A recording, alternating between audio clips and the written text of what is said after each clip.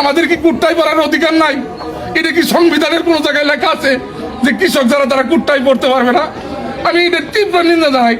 কোন দেশে বাস করি আমি খুব সরি, আমি কথা বলতে পারতেছি না ভাই।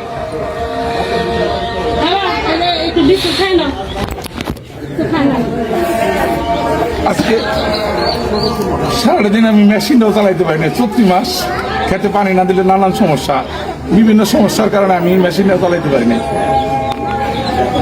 দেশবাসীর কাছে একটাই চাওয়া, আমার কোনটা ফেক বানানো ছবি আর কোনটা অরিজিনাল ছবি এটা সবাই চিনেন।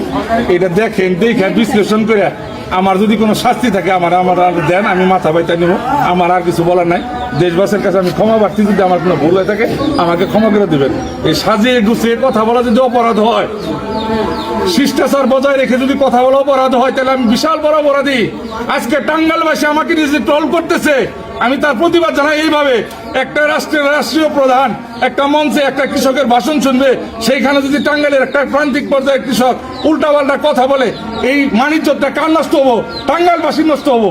সারা বহির্বিশ্বে এটা প্রচার হইতো। আজকে আমি একটু শুদ্ধ ভাষায় একটু ভদ্র সুরে 2-4টা কথা বলছি, আমার বিশাল অপরাধ হয়ে গেছে। আমি বিশাল বড় অপরাধী।